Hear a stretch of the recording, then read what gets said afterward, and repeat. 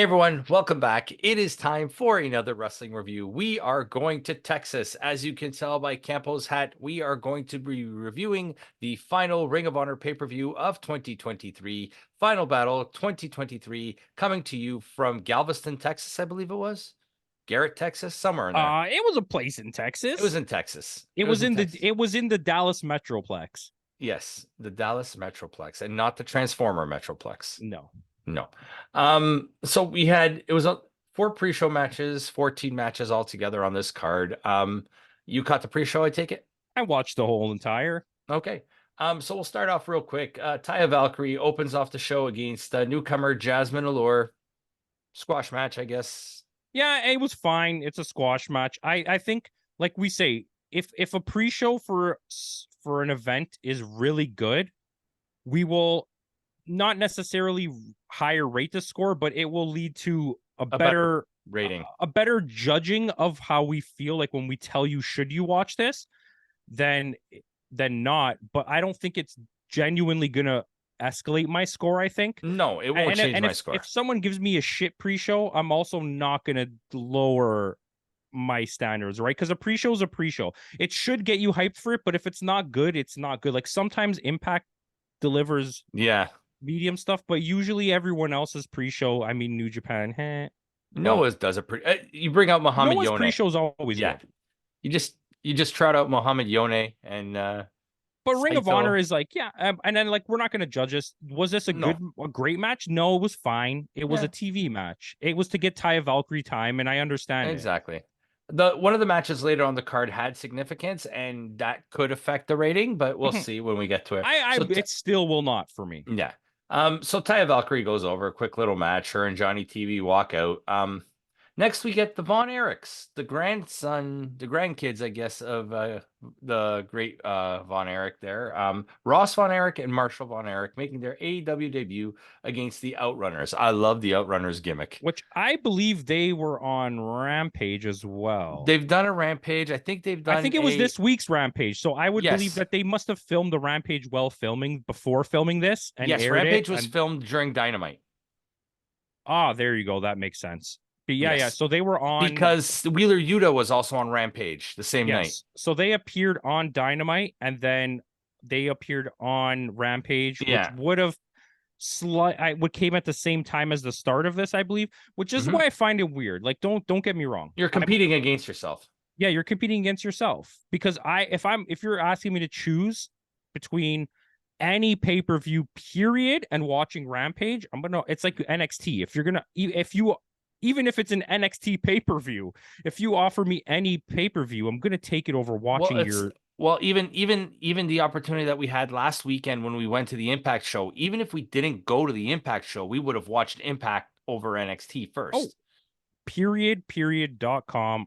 I think that I'm taking any special event over your third tier show. NXT, whether it's NXT or it's New Japan Strong, I'm not watching those over a pay-per-view or a special event.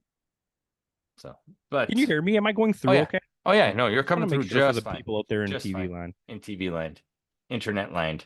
So we're the Von Erichs go over. Kevin Von Erich trots out. He does his little thing, and I like it. It's cute. I'm not going to BS It's also good marketing for the movie, and I accept that, and I think there's a lot of factors at play here. Also, we're going to review the movie because I think that's right to do. Whether we do it on this channel or my channel, I think maybe we do it for yours.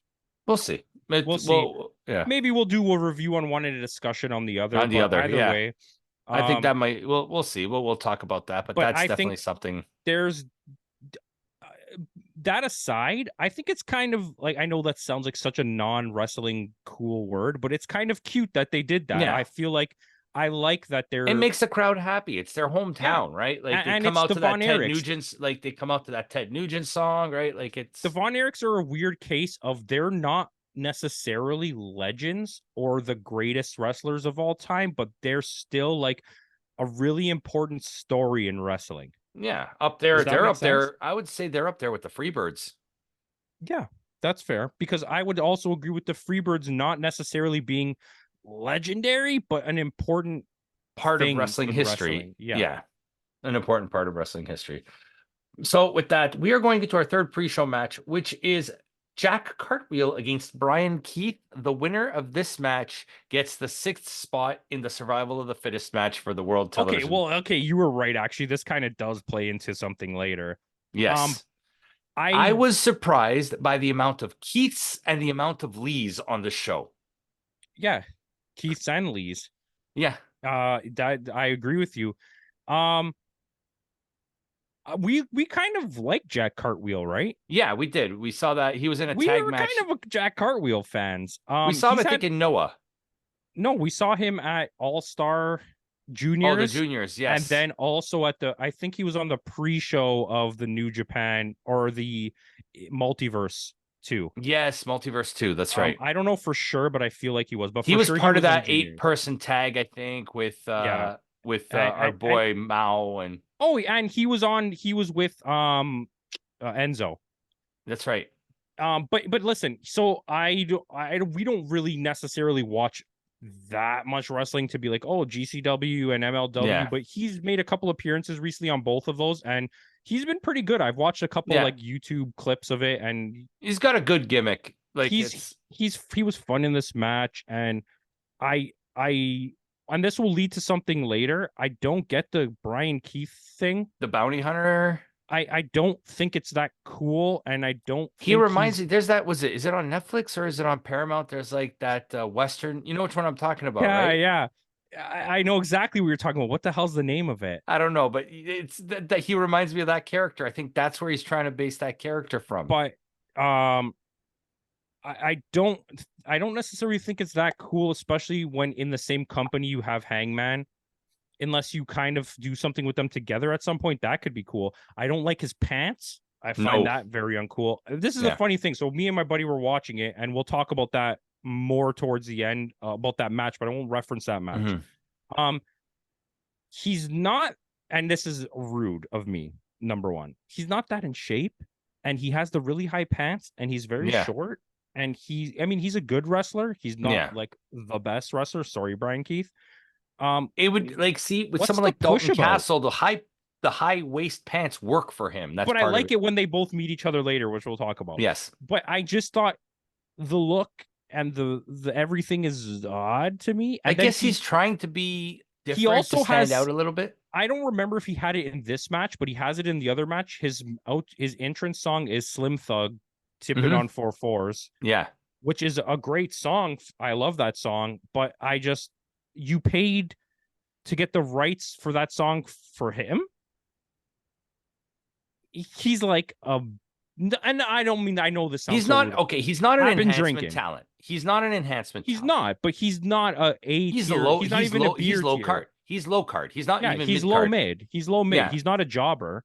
No, but you paid for royalties for a pretty popular song. I'm sure because that guy wanted the money. I'm sure he wasn't like, I'll take it dirt cheap, you know? Yeah. Anyways, we digress. It was a fine match. It was, yeah. And Brian Keith moves on, and he'll be in the survival of the fittest. Spoilers. I told you what happens. Yeah, because I said he's in the other match. Yeah. With that, we're gonna go Daniel Garcia against Blake Christian. Just a regular. I like Blake Christian. Yep, and I like Daniel Christian Garcia. Or Christensen. It's Blake Christian. So think of Christian Cage. Is he still GCW champion or? I don't know. I think he may have vacated it.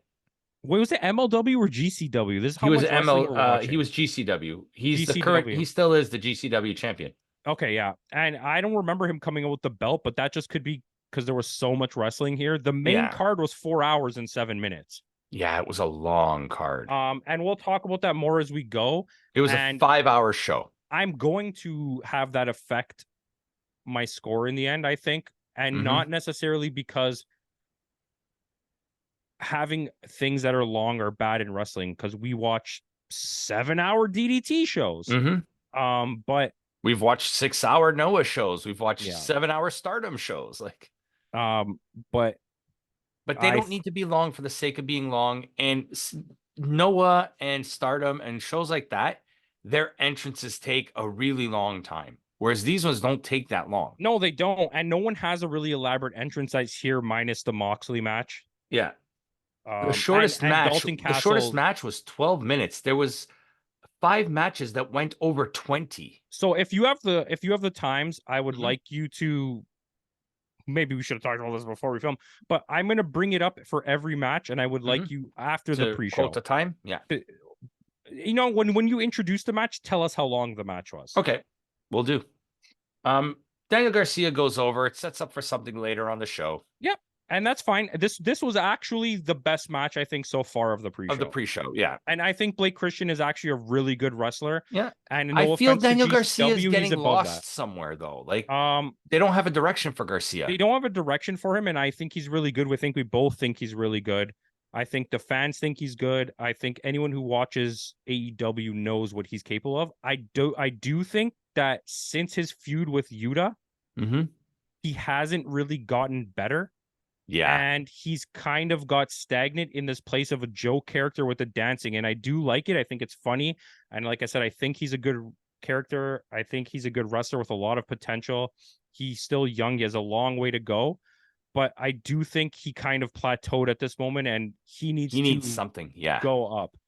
And just before we move on, when we're pushing guys like Eddie Kingston, who, by the way, I'm going to say this now, has an absolutely bullshit match on this. Oh, yeah. It was terrible.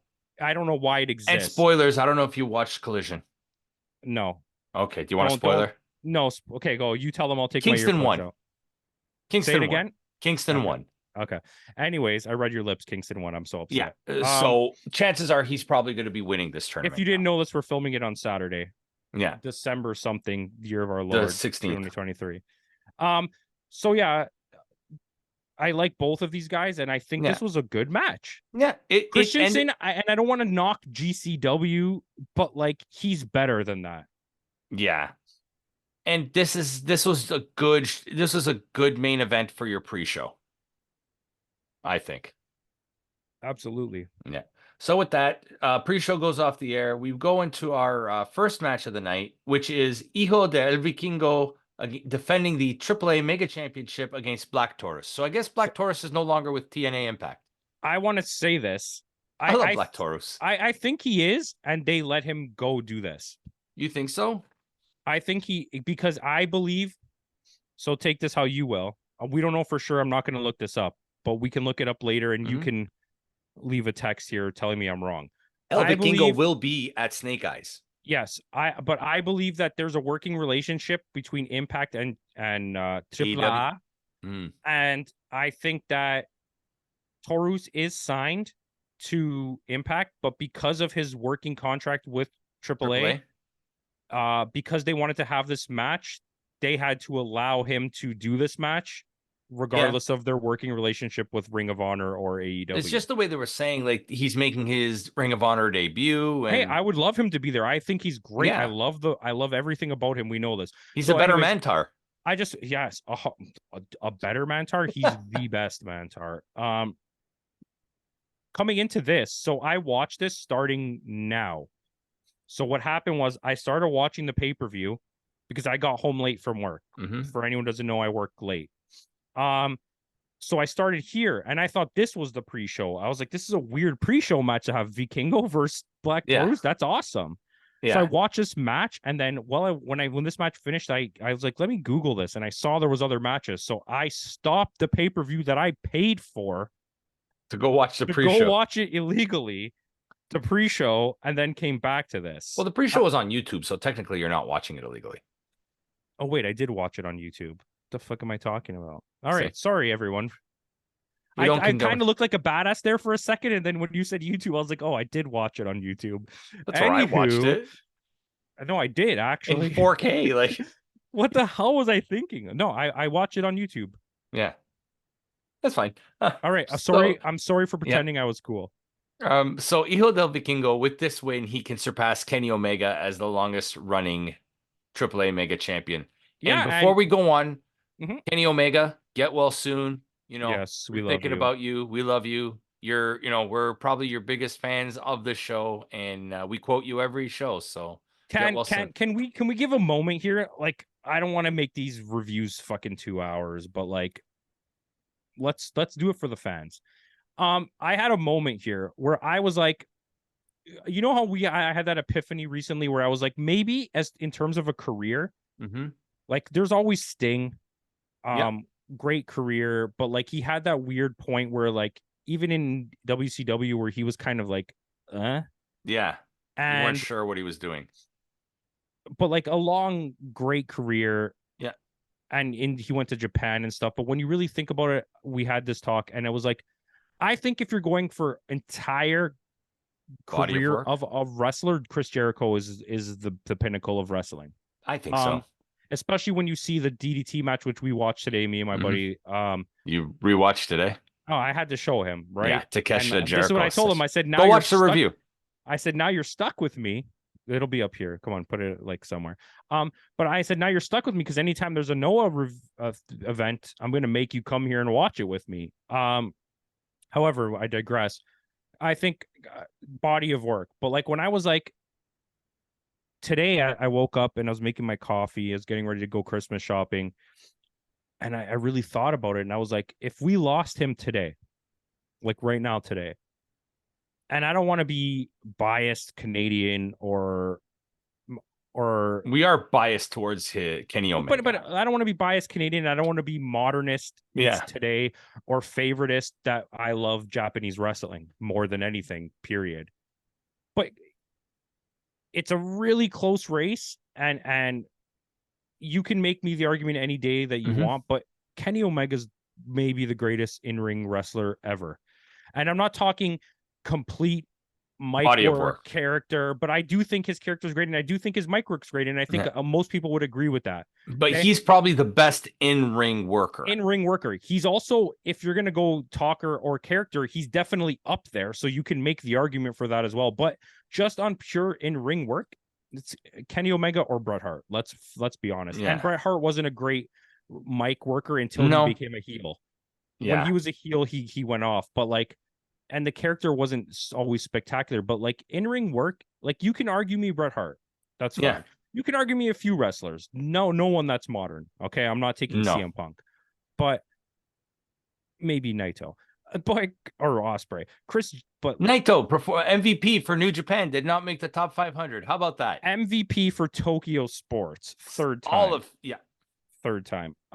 Not just New Japan. Tokyo only Sports. One Gaijin wrestler has ever won their wrestling award. Do you know who it was? Kenneth? Bob Sapp. Really? Yes. Bob Sapp. That's funny. Yes. See how the useless facts that I know. Probably because they were scared of him. Yeah. He's a scary man. A big dude. Yeah. But yeah.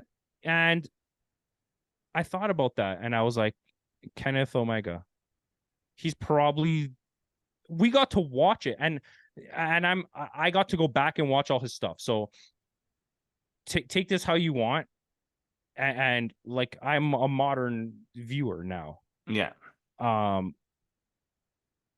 But it's like getting to watch him over the last year has been some of the best stuff of my life. I got to watch the match against Ospreay at Wrestle Kingdom.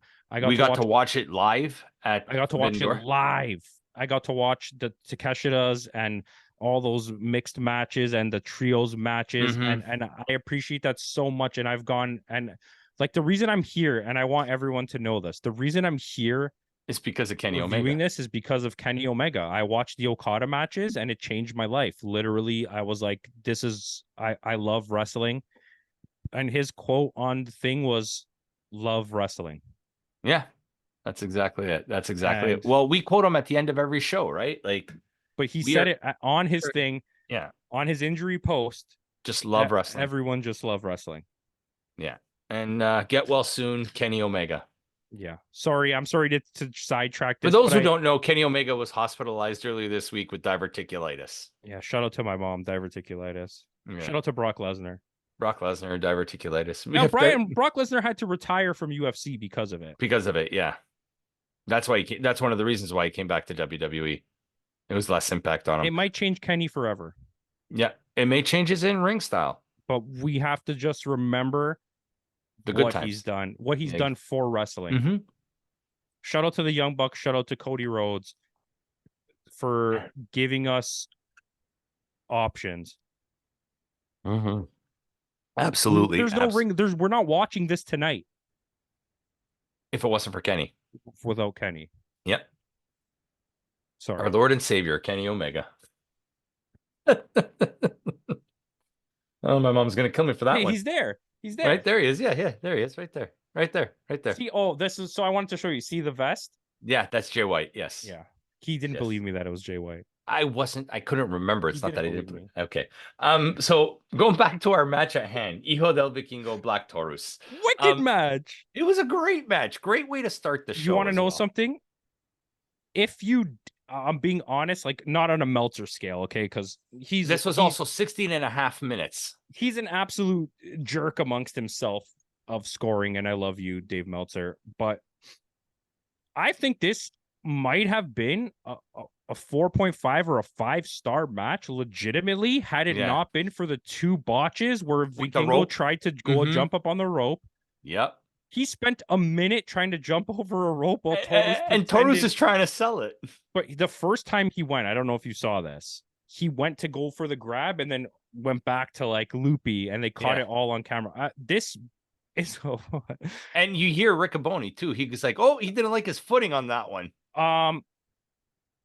But I mean, I get it. Like, don't do the move if you're going to risk getting hurt. No, but you could see it throughout the match up to that point. His leg was hurting him, and he felt it when he jumped down the second time. He was like, "Oh, my leg," and then he did it anyways. He did the next move.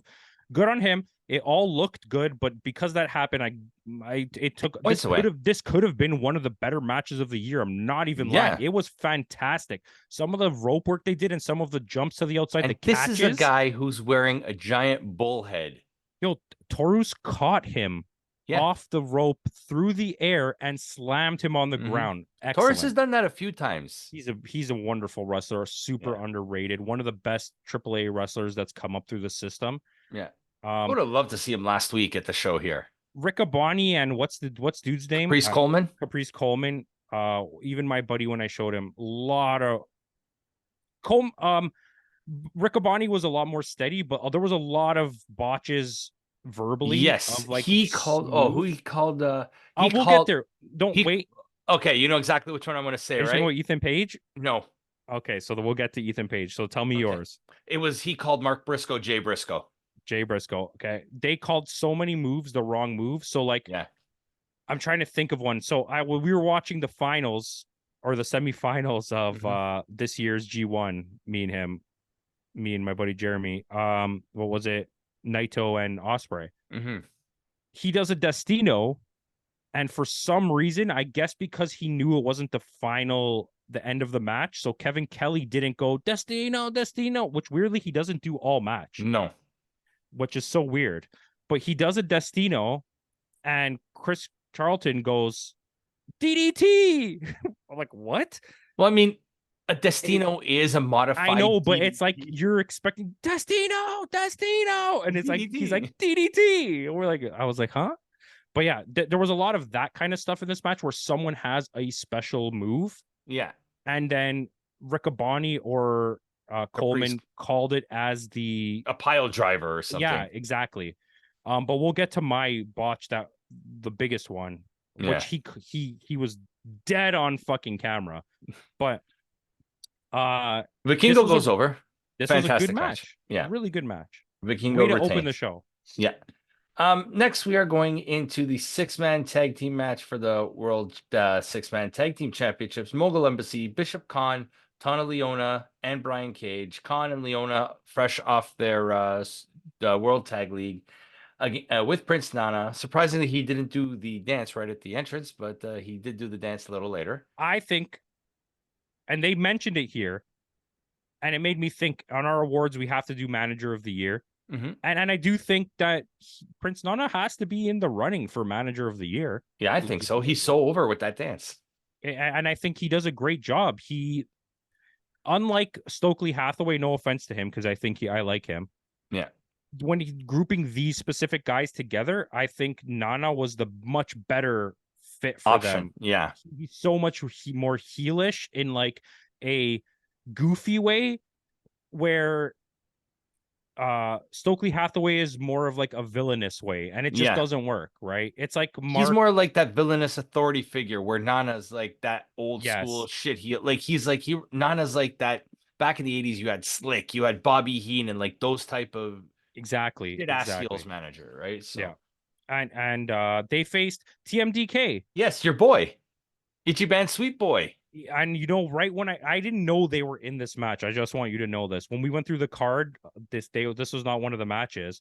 When I saw it, I was super happy because it made so much sense, especially coming off of the review that I don't know if it's yesterday or tomorrow. It's coming. The World Tag League review. We're reviewing that later in the week. Coming off World Tag League, there was like a little beef there, and I liked it. And then Khan stole the title from but Grado Khan stole the title. Their TMDK match, and it fed to this, and I like it, and I love Ichiban Sweet Boy, and I'm really starting to become. I know you're going to be so upset with me because I'm turncoat, but I really like Shane Haste right now, and I really like Mikey Nichols. Yeah, they put on such a. We'll talk about that in our review.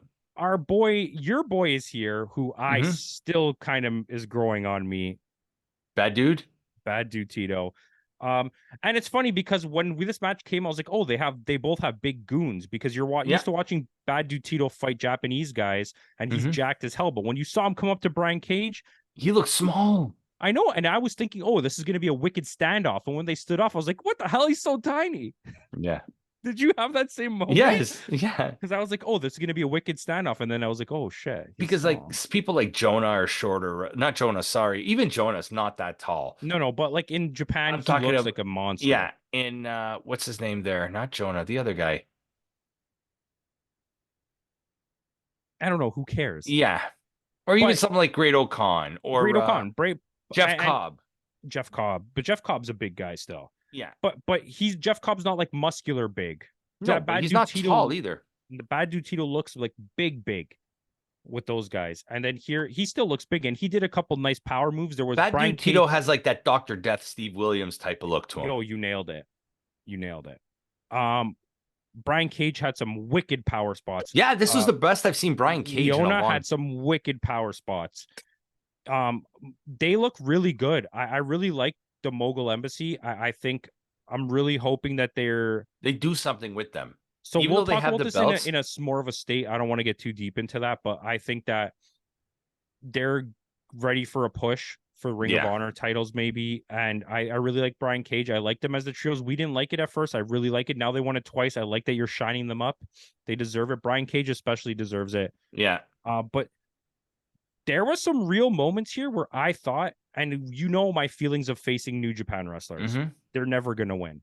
No. But they really made me believe it here. I was like, oh shit, they're going to give it to them. Yeah, I thought Shane Haste at one point, there was that Shane Haste had that near fall that was so absolutely so close on Cage. But tell me you didn't really feel like that wrestling love when everyone was down and Fujita got up and was like, one guy, two guy, three guy. Yeah, it really, this match, that's another one. This really put a shine on Fujita. They even talked about it. Like he didn't even go on excursion. He just graduated. And that hasn't been done in a long time, they said. Yeah. And I appreciate that. I think the last person to not do that was Shibata. I don't think Shibata went on excursion. No, I might be wrong. It was either him or Ibushi, one of the two. Never went on. One of the two didn't. Well, Ibushi came right from DDT with Kenny. Yeah. They weren't even products of New Japan.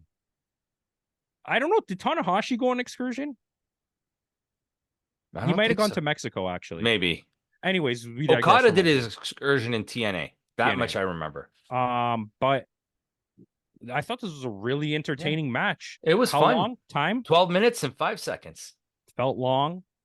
But it didn't feel too long. So the first two matches both felt long. How much was Vikingo? 16 minutes, 30 seconds. Okay. So these two matches together is 30 minutes, let's say. Plus walkouts and stuff. But at this point, I'm still like, I'm in it. I'm invested in it. With this. Yeah. So Mogul Embassy goes over.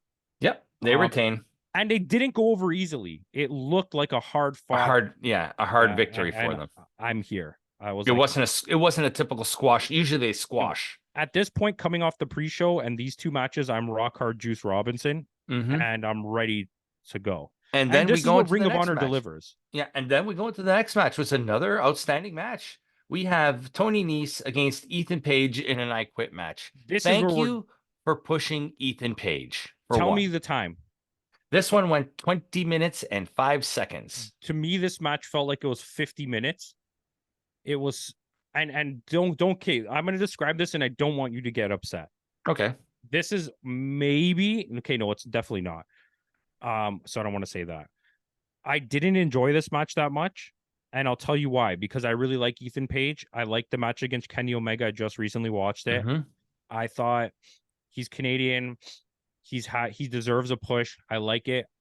And a match that comes later kind of held this back. And when I was with Jeremy, he explained to me why. He's like, because you don't want to have two of the same type of matches. So everything here in this I Quit match was like protein powder and skipping ropes and dumbbells and weights. Sterling handcuffed to the ring. Yeah, and there was no like real hardcoreness. Yes, they did eventually bust out chairs and tables, but it felt like. And we even got a little color from Page. Yes, and I'll get to this. Okay, so I want your full take on this. I'm going to give you mine. It was overly long. I didn't like the use of the gimmick because it felt stupid because it was all workouts things. And it was so based around the way that they look. Like, who cares? Okay. Yeah. I would have preferred if this were more of like a submission match, I Quit kind of thing. Or like just more raw, because this is the vibe I got, right? This is two guys that are really good workers. Neither of these guys are bad, but neither of these guys fit guys too. Okay, but neither of these guys are the top tier. Neither of them are Kenny or Ospreay or Okada or Bryan Danielson. They are good. They could be better. Top mid. But they have potential to be better. They're guys that are great workers, but they're not the AAAS class, right? Yeah. Ass class. But this is my point. They tried to wrestle this match like they were. The way that they were doing stuff was like Ethan Page was like, this is my chance to show the world that I can be the next blah, blah, blah. So the spots like against the stairs, the spots in the ring was like they were trying to make this some epic Japanese match where there was this story being told and it was so sick, sorry. And there was like blood. And so he gigs, he blades, shows color.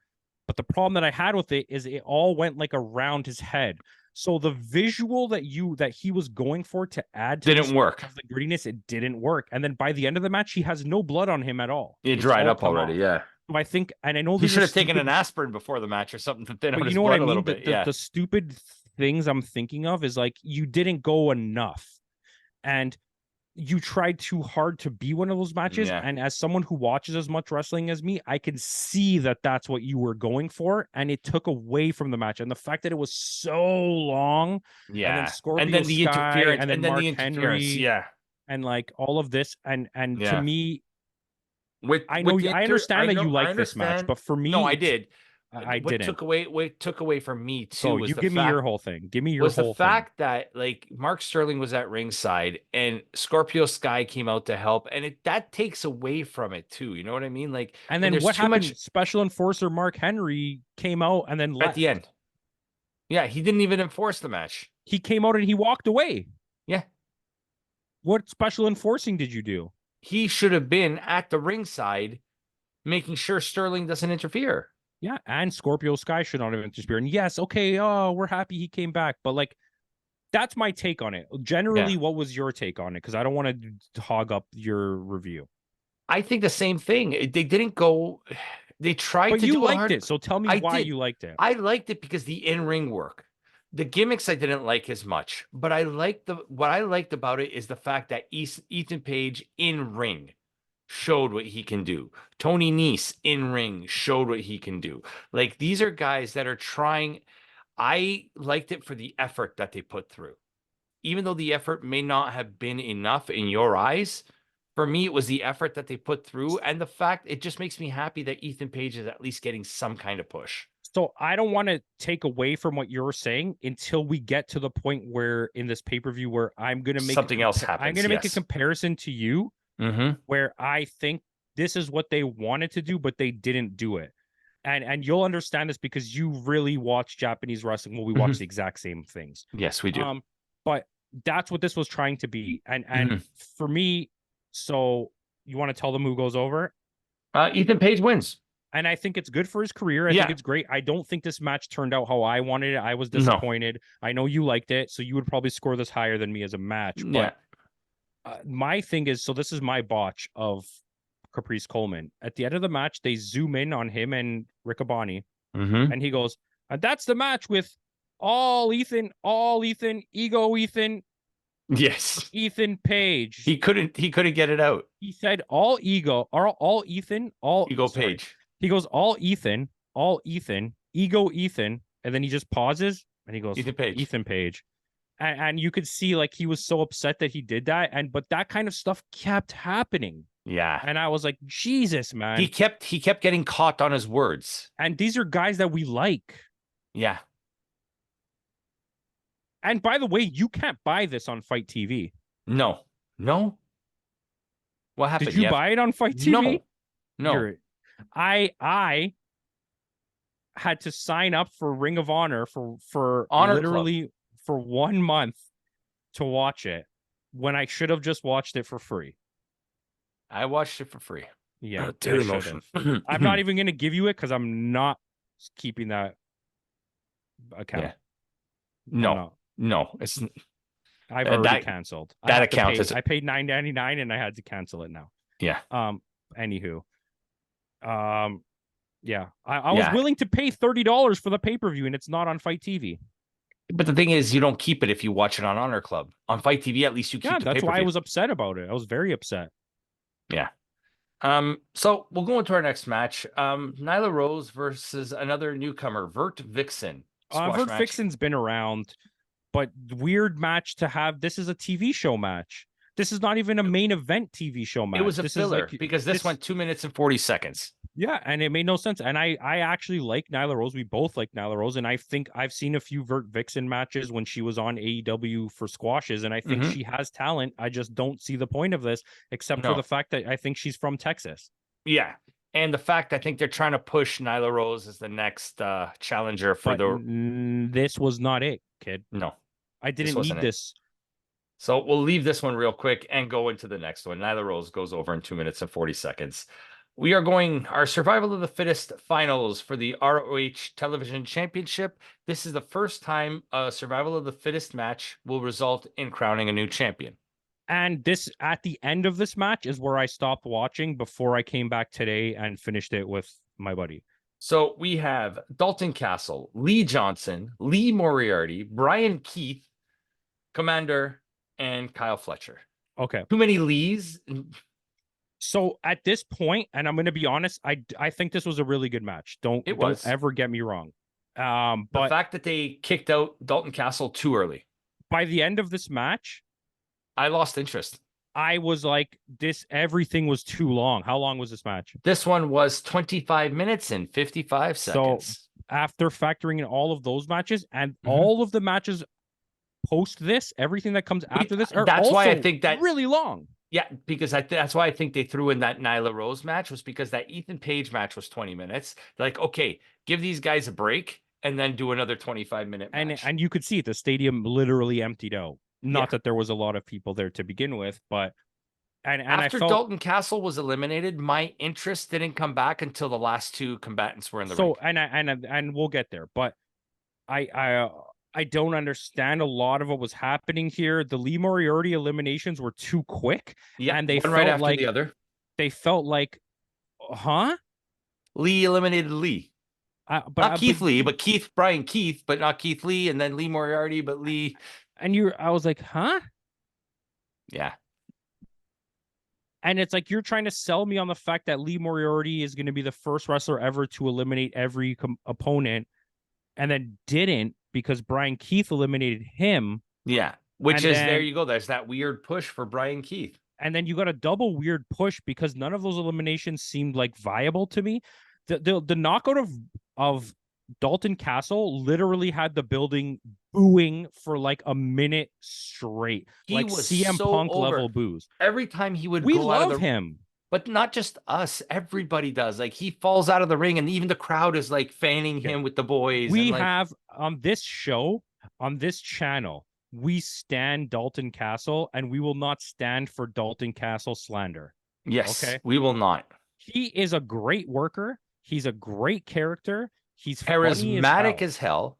He can go. Yeah. We've seen him on AEW literally go. This Against is a Chris guy who Jericho, his used to match be against a Jericho. radio DJ. Quit being a radio DJ so he can wrestle. How good is the Jericho match for the That Ring match of was Honor fan- that title? was last year, wasn't it? Yeah, Last year at amazing.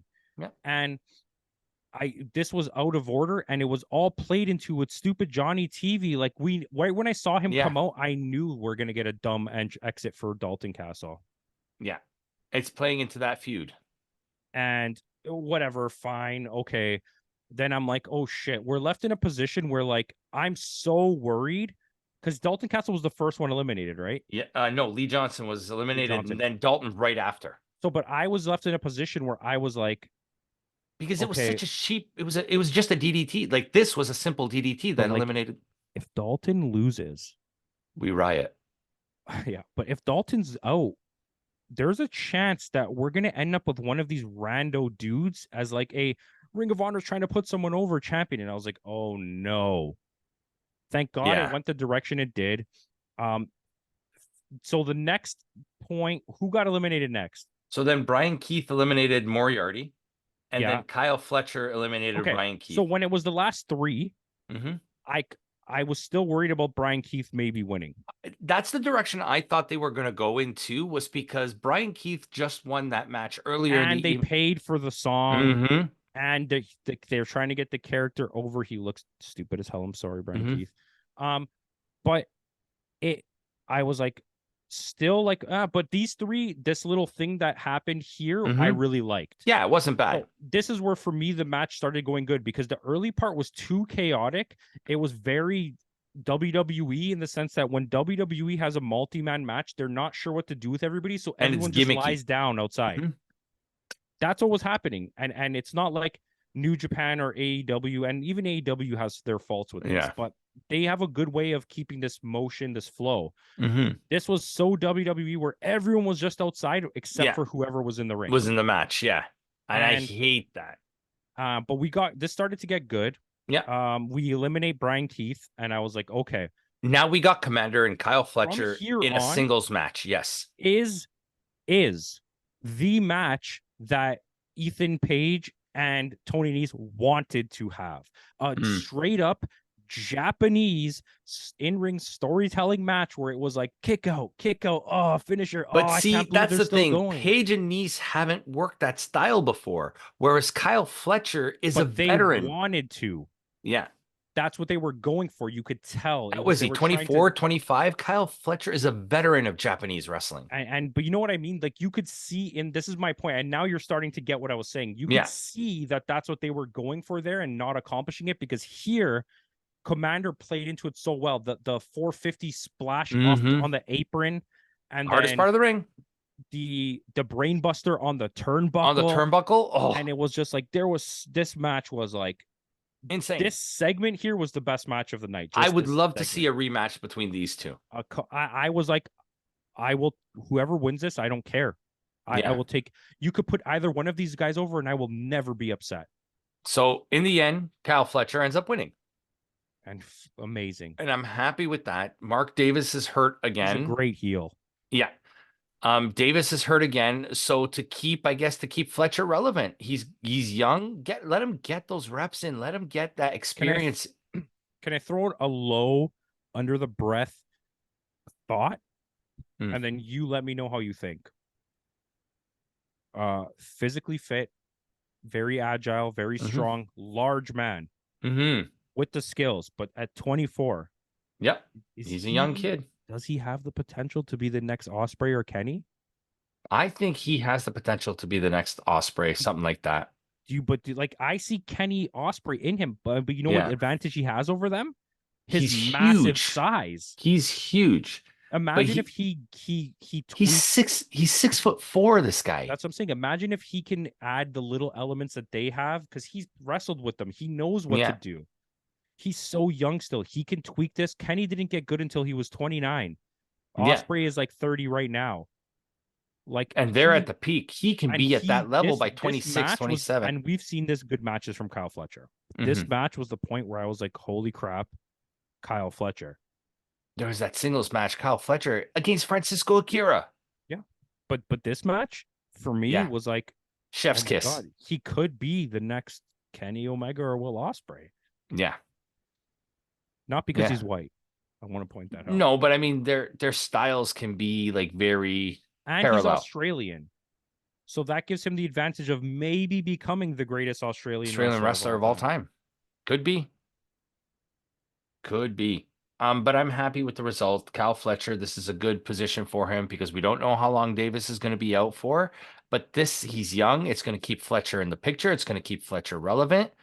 The only thing that would have made Fletcher look even bigger is if he were to be the one to physically dethrone Samoa Joe. Oh, yeah. But I think there's a plan. Yeah. I think at some point they're going to make that match happen just to have him win. Okay. So with that, we're going to go into our next match. It's a Pure Wrestling Rules match for the Pure Championship. Christopher Daniels, Jerry Lynn, and Jimmy Jacobs were the judges. It was Tommy Lawler against Wheeler Yuta. And I totally forgot that Wheeler Yuta beat Shibata a month first. Not only did I watch that match and forget, because I went back to watch it after I saw that he won, I was like, so this is the point when we and it was on a random episode of Rampage. That's what I'm saying. So when we rewatched this, I started it at the point where it was just the 3 guys left in the last match because I wanted him to see that. And then we got to here, and then Wheeler Yuta came, and we were both like, Wheeler Yuta's the Pure Champion? Because we saw the Pure Champion. We're thinking it's Shibata going to come out. And I just... Okay, anyways, digress. Okay, I did not know Tom Lawler was the opponent. Yeah, they announced that like literally the night before or something like that. Okay, well, we love Tom Lawler on this channel. Thank you. Number one thing that happened in this match is the took off his came pants. off. Yeah, you knew. He knew. Yes. But we didn't get 2 pants off. So no, we just got the one. Yeah, we got one, and that's However, except for the way that the match ended, I thought this was a really good match. They were telling a really good story. I thought they were gonna go longer to the point where it was like Tom Lawler was gonna, because you know how they have the rope breaks and he was 2-0. I thought they were gonna drag that out, but they didn't. It just abruptly ended. But it was a pretty solid match, and Wheeler Yuta's super underrated, underutilized, I would say. But I think let him keep doing this because he's. I wouldn't say he's underrated because real fans know what the potential of Yuta. He's building a resume, and I think that's special. Yeah, I think Yuta, if he were to put a little bulk on him, just a little bit more bulk, I think I would like not only that, but a little bit more bulk. He can have that Danielson physique. Me and you add both of the things that we think to him, and he'll be one of the greats. So we'll add your bulk, and I want him to learn more of the lucha-ish, using the ropes at all. Like being able to do anything over the ropes or off the ropes. He's very technically based. But I think if he adds a little bulk, a variety, of that, I think that you might have another superstar. Yeah, because he knows how to go in the ring, and he's not scared to fight with tic tacs, with thumbtacks and chairs and tables. He's willing to go. Right, but if you also want a quote unquote, no pun intended, a pure wrestling match, he can do that too. A technical match, he can do that. Agreed. And this match was good. A little bit of awkward on the ending. Wheeler Yuta wins. Yeah. And it just came out of nowhere. We were like, what? And this too was 13 minutes and 10 seconds. Yeah, good match. But it's a 15-minute time limit though in these matches, I think. It's 15 or 20, I can't remember, but it's one of them. A good match though. Very good match. Very good match. Then we go into a grudge match, I guess, of sorts. Another Keith Lee against Shane Taylor. This match felt awkward. Forgot about it. And when they did the little package, we were both excited because we're like, oh, this is a great blow off. The actual match wasn't in no way mediocre. It was in no way bad. It was mediocre. It was average. It felt like the in-ring work wasn't even bad. It was No, just so like long. bland. Yeah, Yeah, it felt like need a little okay, flavor to it. minutes. This one went 14 minutes and 40 Yeah, seconds, so almost 15 minutes. it felt 20 minutes, Yeah, this easy. one felt long. Because it wasn't like I said, the match wasn't bad. The in-ring work wasn't bad. It was just like I expected this like epic story that we've been building to, and it was just kind of like Power okay, moves, meat slapping meat. Like, yeah, and we didn't even get one meat chant. no slap that meat chance. But I felt like I felt like Keith Lee wasn't 100% in it Keith as he Lee. could have been. Yeah, and I felt Mentally, like he felt Shane Taylor looks old. Like Shane Taylor's not I don't that mean like young. but I mean like I don't mean like he looks old. I mean like he physically He looks aged. yeah, he wrestled aged. Yeah. There was one wicked spot which I think was I don't remember if it was a Panama Sunrise or a Canadian Destroyer off the top rope that Yeah. was amazing. Yeah, And the Canadian Destroyer, yeah. he kicked out of that, but then the finish was just like a basic, like I don't know what Slam. Keith Lee's finisher is, but it's just like a slam, and it was over. And I was like, Yeah, huh? the Limitless something. Yeah, but I wouldn't rate this as bad. It was just fine. Average. It was a match. But It like felt once again, at the point we're at, I don't want 15-minute fine matches. if it's going to be 15 minutes, I want at least a good match. Yeah, you know what I mean? It felt like Keith Lee's heart wasn't in it. Because we still have 3 more matches. Mm-hmm. Yeah. So the theme of the show, you'll get 4 long matches and a squash match, and 3 4 matches, and then a squash match, and then the main event is what happened. But we'll go into our next match. We are getting Blackpool Combat Club, Danielson, Moxley, and Claudio against them top guys, FTR and Mark Briscoe. This was another one of those, like I said, announcer botches. He called Mark Briscoe Jay Briscoe. I'm like, dude, the guy's been dead for a year now. This is gonna sound like awkward because I don't want it to seem like I didn't like it. Mm-hmm. The first match, I didn't really like it. Yeah. It was okay. It was fine. As soon as they said it's not over, we're gonna do no, what is it? No disqualification. Fight without honor, yeah. I was like, then the rest of that match was amazing. Fantastic. Amazing. Like one of the best matches I've seen. The way the second half of that match should have been the whole match. And this match was the longest match on the card. 29 minutes and 35 seconds. But the second half was fire. The last 10, 15 minutes was insane. Absolutely. Thumbtacks.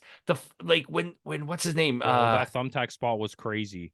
When he did the thing off the ring. The pile driver off the thing through the table. There was that point. Was it Moxley? He had Danielson was choking out Cash Wheeler with the barbed wire over the rope. Like he was hanging him with the barbed wire. I was like, holy shit. Like the barbed wire table spot from Mark Briscoe where they pushed him off the thing and he went through the table. Or the ladder. Yeah. It was super entertaining that second half. I really enjoyed it. And like I said, one of the better matches I've seen recently in that second half. In the second half. The first half was until they if the match started off that way, like, they start brawling on the outside and then it all chaos and the referee throws out the match after 2 or 3 minutes, then I can understand it. But it took them 20 minutes almost to get to that point. And that's going to take away some of the points on the score too. But I mean, in the end, them top guys go over. As it should be. Mark Briscoe gets the pin. This is another one. The pinfall came quickly. Yeah. But it's okay. Yeah. I mean, because it was the right choice to end it the way that it did. They called it the Mark Briscoe Memorial fight. This is my argument of the ending. One guy took a beating for 10 minutes straight and then beat a guy with one move. I hate that kind of wrestling booking. It's nonsensical. I hate it. Yeah. You should have had him do Jay Drilla, pin him, kick out, then do another one.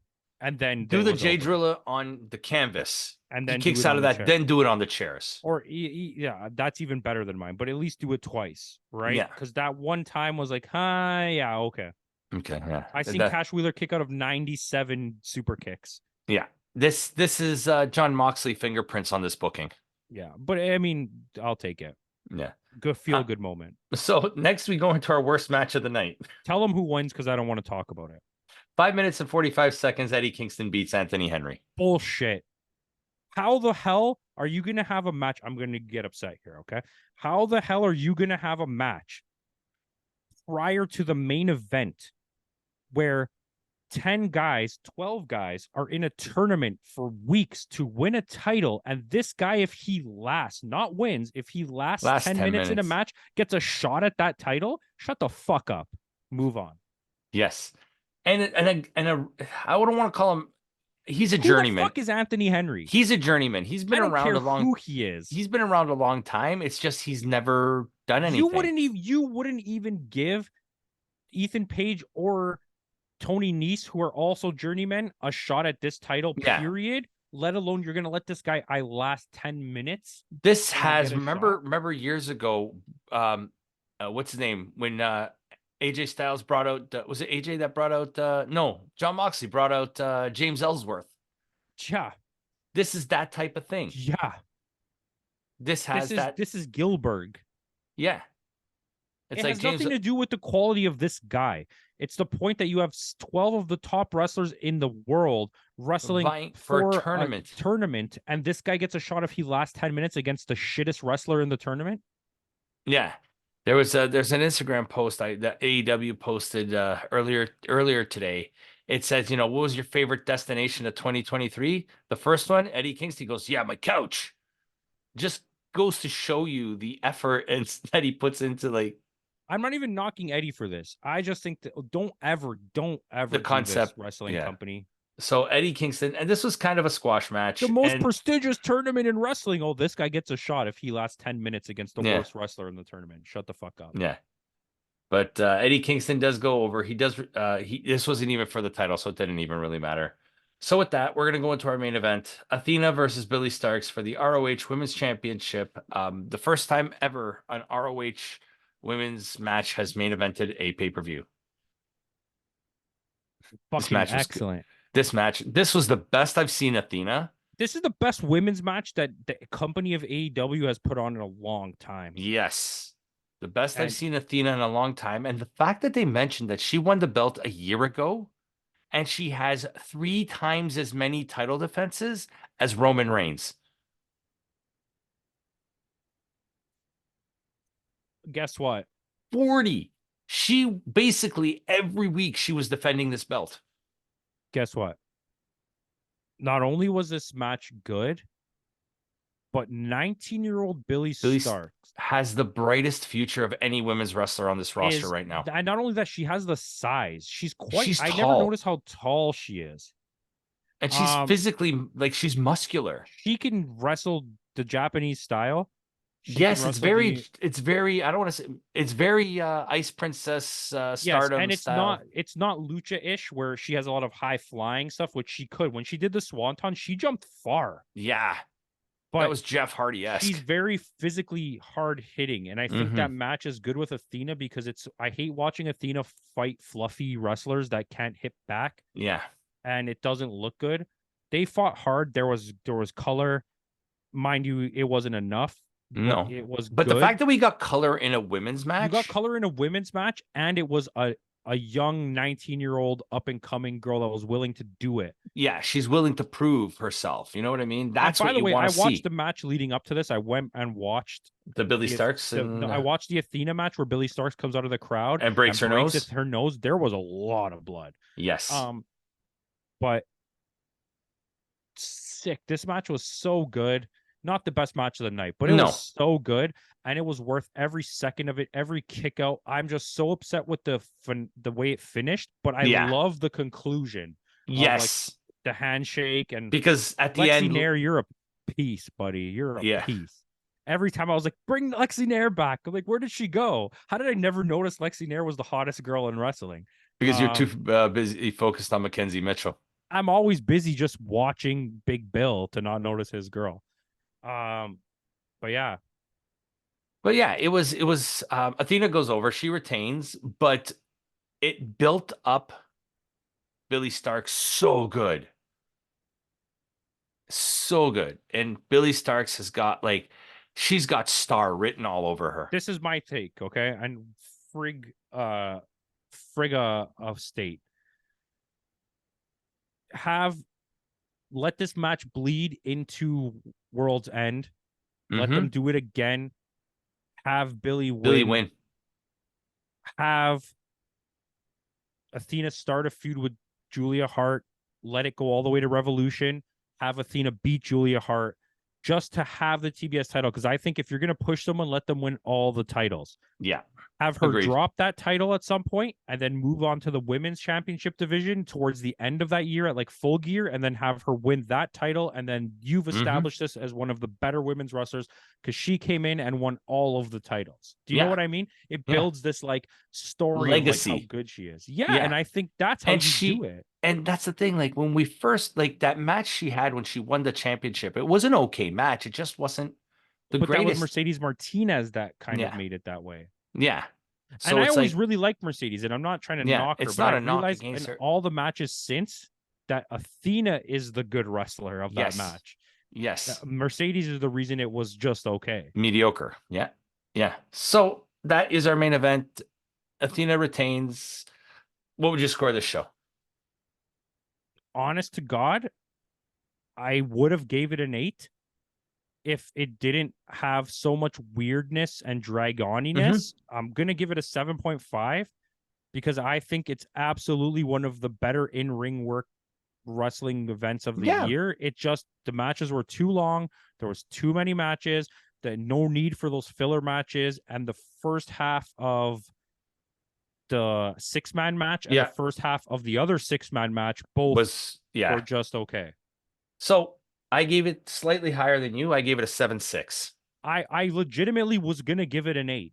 I thought about it and I was like, it's just too much. But yeah, you're one notch ahead. I think that's fair. Then it's rare that happens. But Ring of Honor has constantly put on good pay-per-views. I think if I was there or if I paid for this, the experience would have been great. I did pay for this, but if I paid for the pay-per-view, I wouldn't have been upset that it was worth the money. Yeah, absolutely. So with that out of the way, guys, thanks again for joining us. Once again, Kenny Omega, get well soon. And in the words of the great Kenny Omega, our Lord and Savior, goodbye and good night.